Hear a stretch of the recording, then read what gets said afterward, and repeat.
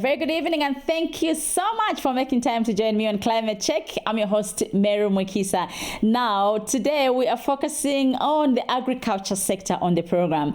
And remember, the COP29 just ended on 22nd of November 2024 in Baku, Azerbaijan. And I was privileged to have been a part of the delegation from Zambia that attended the conference.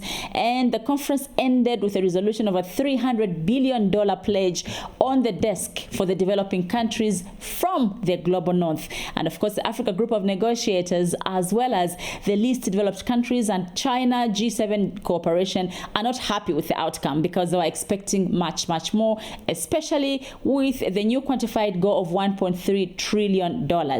Away from that, let's bring it back home. On the program, we'll be focusing on the agriculture sector. What are some of the best agricultural practices to focus on, especially in times of climate change? We know how the drought we suffered last year affected over 1 million smallholder farmers. And so we'll be talking to Mr. Morton Mwanza, who is the Chief Agricultural Officer from the Ministry of Agriculture, to get insight on how best to approach the agriculture sector, even as we are in another farming season. Also on the program, we'll be hearing more about tree planting from Worldview Limited. But for now, we take a short break.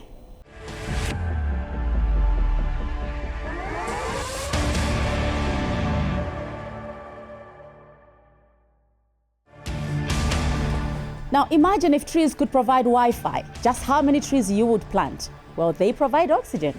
We definitely cannot do without it. Destruction of nature, such as forests, has led to irreversible climatic changes to our world. Join me as I talk to policy formulators, change makers, and climate change interest groups on Climate Check, weekly on this channel. Now you are the solution to climate change.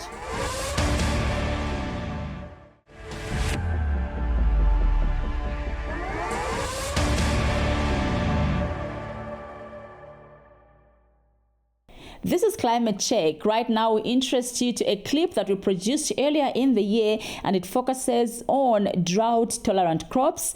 Even as we are into another farming season, how about you consider other crops other than maize? Take a look.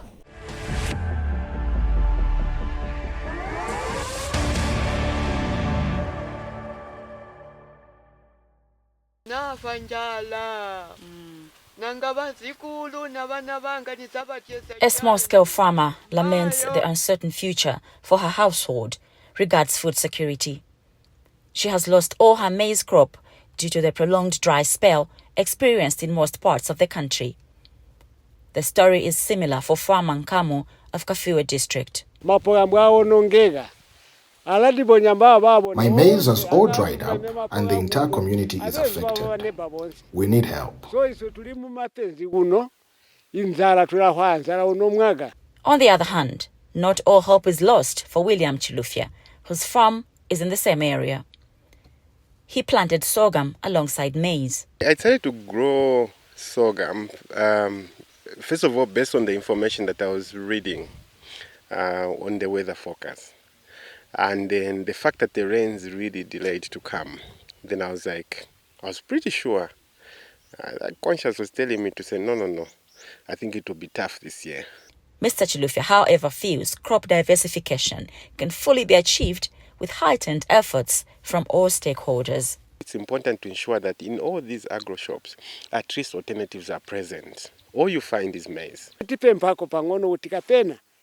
We are asking that the government provides us with alternative seed like sorghum, which is drought tolerant. The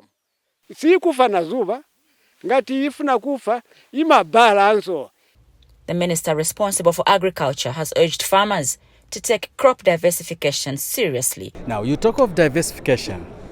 If you could have noticed what we did the last planting season, we gave out 8 different types of seed. The weather is also teaching us to be careful and to diversify what we plant.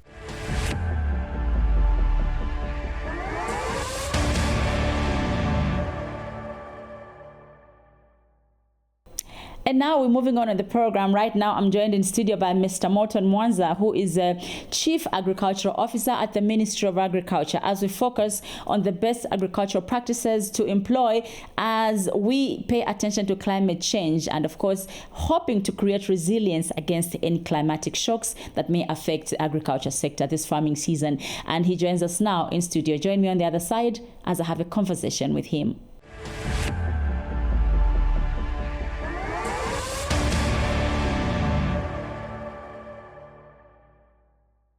Thank you so much, Mr. Mwanza, for making time to appear on Climate Check. Thank you very much. All right. Now, I know that you also attended the COP29 in Baku, Azerbaijan. What was your experience there, and what are some of the key takeaways for you? I know your interest is agriculture. Yeah, the COP in Azerbaijan, I think, basically under agriculture, the main issue we are looking at the COP was the establishment of an online portal. Okay. Yeah, this online portal will give us a number of access to know what projects are going on around the world, and also on incentives which are there, and any other policies and upcoming projects under agriculture. So it will give the countries a lot of opportunity to check what is happening, where they can look for funds. You know, this COP was a finance COP. Yeah, so it also help us. But we still continue looking at the online portal. I think it should be ready by the next COP 30. Yeah. Okay. All right. Yeah. Now let's bring it back home and understand the impact of the drought on the agriculture sector during the last farming season, even before we talk about this year's farming season. Yeah, I think the drought, I think it's there for everyone to see. I think it wasn't easy, and it's still not easy up to this time. I think most of our small-scale farmers are still struggling. Most of them lost completely their whole crop, especially the southern half of the country. I think we literally lost most of the crop, especially the staple food, maize. So looking at the input, I think farmers had put in a lot last season. If it wasn't for the maize production, if it wasn't for the drought, I think we would have a lot of maize. And as you know, I think we are trying to reach the target of 10 million metric tons a year. So that somehow affected us in our progression towards that target, which was set by the president. Okay. Yeah. What lessons do we pick from the last farming season? I think what we should learn is that we should always be ready, regardless of whether we are coming from a good season. We should always be ready for any eventualities. As you realize, I think we are experiencing frequent droughts, frequent dry spells than we used to experience maybe years back. So the major issue is that most of our small-scale farmers are dependent on rain-fed agriculture. Okay. When you hear a small-scale farmer practicing irrigation in Zambia, you always know that basically the crop they are growing is horticultural crops. But for the field crops like millet, maize, sorghum, groundnuts, you rarely find small-scale farmers putting up an irrigation system for that. So this is the biggest challenge which we are having, because our farmers are basically reliant on rain-fed agriculture, and any small shock, it's already a challenge. Like it is this time around, I think there are certain areas which are experiencing some deficit of rainfall. Already there's some worry across the country. In Lusaka, we're not seeing much rains. Yeah, Lusaka, Southern Province, Western Province, and parts of Eastern Province. Already we are moving into deficit rainfall. And this is expected, I think, from our colleagues from the Zambia Meteorological Department. They are focusing that maybe the next 15 days, up to somewhere around 15th December, we might experience deficit rainfall. And the others, farmers haven't planted yet. So this is already causing a big panic amongst our farmers. So what kind of crops must farmers consider in view of climate change? It seems we're more focused on maize, maybe because of the demand it creates from our staple food. Yeah, I think we need to look at, especially the southern part of the country, I think we need to look, if it's maize, we need to look at the early maturing varieties. Okay. Yeah, because, onset of rainfall has always been delaying. Previously we used to say by October the rains are here, people are planting, but now we are experiencing onset of rainfall around December. So, and the season is shortening. So we need to focus on early maturing varieties. Also, we need to look at drought-tolerant crops such as sorghum, millet, also cassava, those which can resist and tolerate longer periods of dry spells. Yeah. How can we create demand for these other crops, like the drought-tolerant crops? Because the farmers, I think, are very cautious and they want to grow what they know will sell. And most of them, apart from consuming the product, they sell the product for their livelihood. How can we encourage demand for these products? Yeah, I think you'll find that they're buying maize more than anything. Exactly. A bit of soybeans here and there. Yeah. I think we need just also to look at our consumption pattern as Zambians. At household level, yes. We are more into consuming maize than any other. I think we need to look at the consumption of other crops like millet, sorghum. If we increase the consumption as a nation of these other crops, then the demand will be there. Yeah. Again, when you look at cassava, I think Zambia Breweries has tried to come in to try and buy the cassava for their breweries. Yes. So the market for cassava, I think it's there. Also, the sorghum, Zambia Breweries again has come in. Okay. They have engaged a number of farmers, especially in the southern province and the western. I think they are trying to encourage them to produce sorghum, which they use for their Ego beer production. Yeah. Okay. So those markets are there. But I think the major issue is that we need to change our consumption pattern. We need to diversify our foods. Let's talk about what is in the pack when you're giving the farmers. There's maize seed. What other seeds are in there? So that they don't come and point at you to say, you're only giving us maize to plant. Yeah, the pack usually contains maize and fertilizer. Okay. But for those other areas where we have introduced the e-voucher, I think there it's open. And the idea is to promote other crops so that we don't force the farmer to grow maize. Okay. Yeah. It's different with the direct supply system where maize and fertilizer is delivered by the government. This time is under the e-voucher, the farmer will redeem the crop he wants to grow. If he wants sorghum, he will get the sorghum seed. If he wants cowpeas, the farmer will get the cowpea seed. If he wants to do poultry, through there they can still do that. Okay. So it's encouraging diversification, which is one of the resilience measures which we are putting in place as a ministry. What is the future of agriculture in Zambia in view of climate change? Do we see ourselves coming of it stronger? Are we seeing farmers adapting to climate change and changing their mindset towards their agricultural practices? Yeah, we have a number of farmers who have moved away from the usual conventional way of farming, which is not so resilient to climate change, and they are moving towards conservation agriculture, which conserve more moisture and improves the soil. Conservation agriculture has three main principles, which is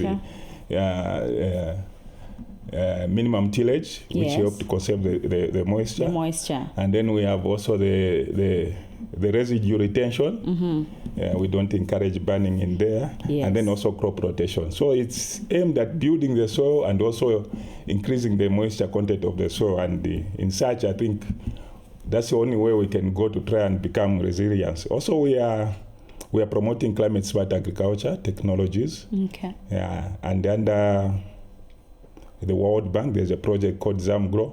Okay. We are trying to train all the officers in climate smart agriculture. I think the training is starting. The first phase is starting tomorrow in Monze. Nice. Yeah, so Very training timely. the 5 provinces, the district staff and the provincial staff in climate smart agriculture. And then the next phase will be in the northern part. We'll also train 5 provinces there. The whole idea is that after training, this is a training of trainers, and they will go on and train the camp officers and then finally the farmers. We're a bit late, but we feel we are not so late, because it's important that you have started. We have started. That's what really matters. These things, you always meet them.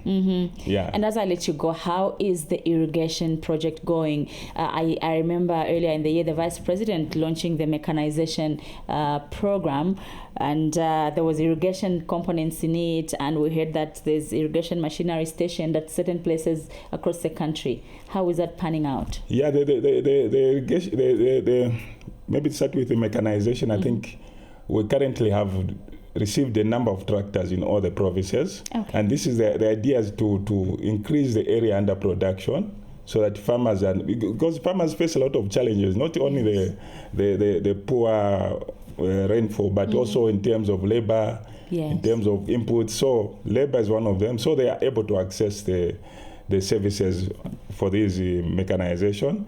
And then also we have a number of activity trying to rehabilitate the small irrigation scheme which are available, and also construct new small irrigation schemes for the small scale farmers, so that they can be able to produce throughout the year. Okay. Yeah, and also we are also implementing the early maize project, where we are engaging commercial and small scale farmers to produce maize. And this they plant earlier before the rain starts. They are supposed to plant in October under irrigation, and when the rain comes, it catches up, so that we are able to beat, especially the dry spell usually hammers us around mostly February. Okay. So we're trying also to boost the production through the early maize project and the winter maize project. All right, Mr. Mwanza, thank you so much for making time. Thank you so much. All right, and all the best with the training. Very important training. Thank you very much. All right. This is Climate Check. Join us on the other side.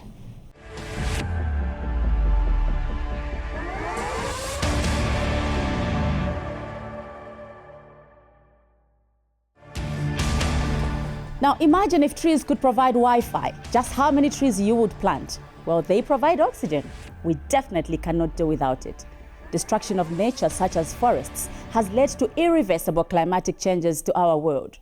Join me as I talk to policy formulators, change makers, and climate change interest groups on Climate Check, weekly on this channel. Now you are the solution to climate change.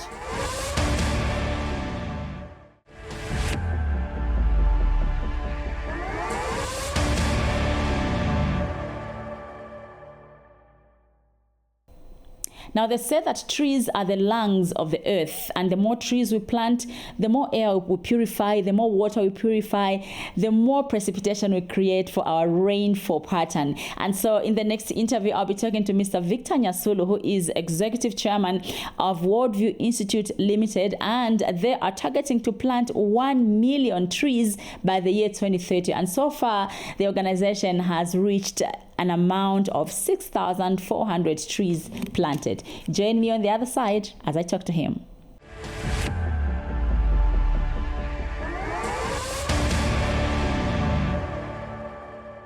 We now are joined in studio by Mr. Victor Nyasulu, who is Executive Chairman of Worldview Institute Limited. Thank you so much for making time.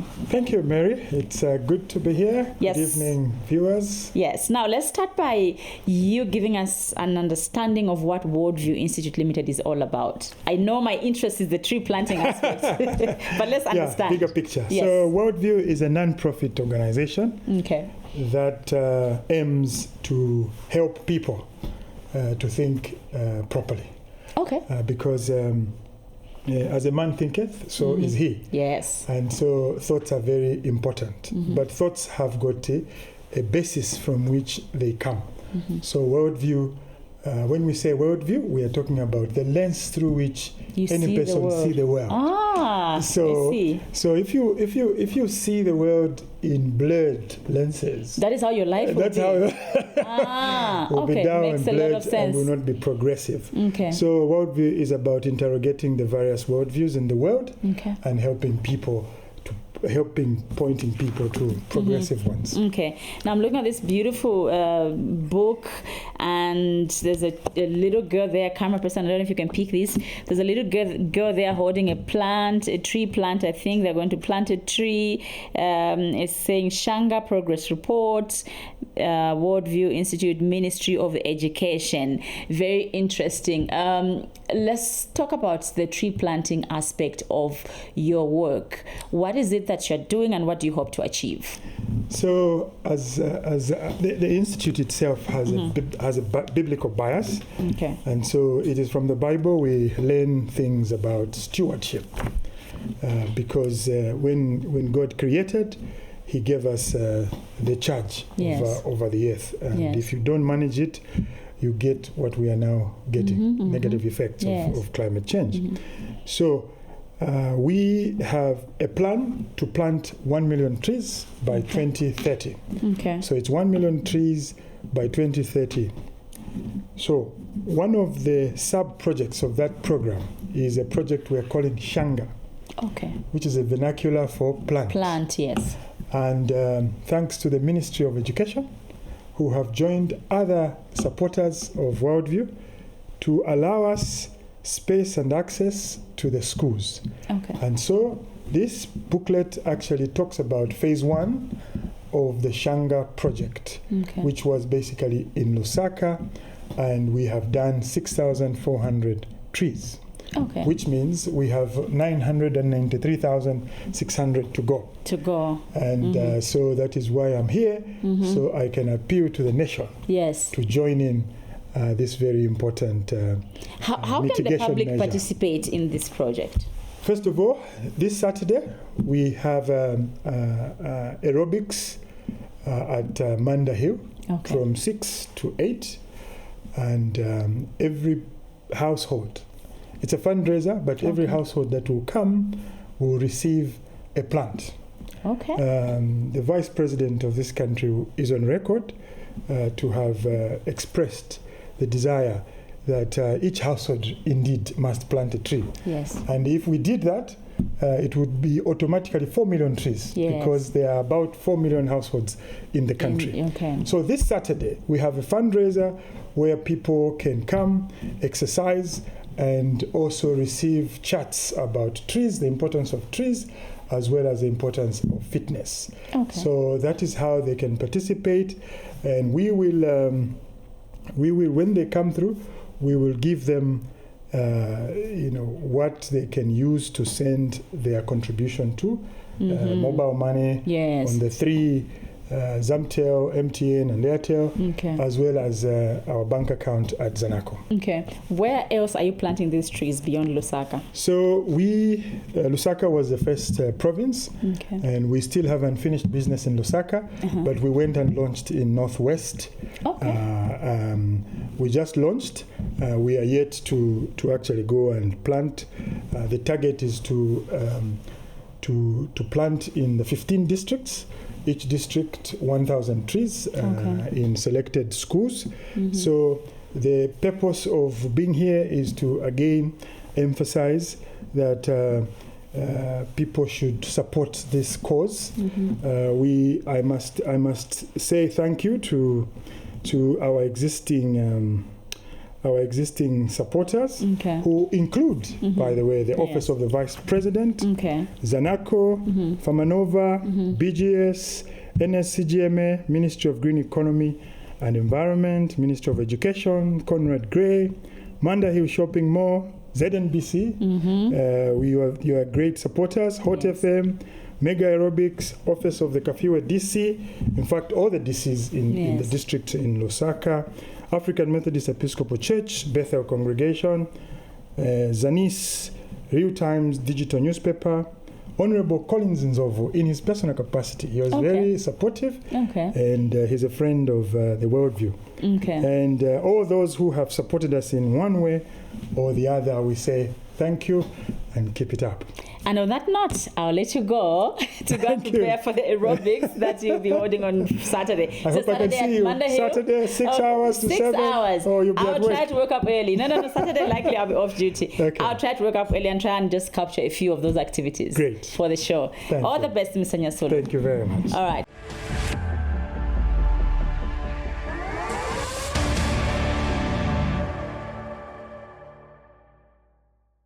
we've come to the end of Climate Check for this week. Thank you so much for your time. We do hope you enjoyed the production, and also we hope that you take time to plant a tree, plant some grass, just create some greenery in your community, in your yard. It's very, very important. And just think of the fresh air and the tranquility it brings you. Do take care. My name is Mwiikisa. Thank you for watching.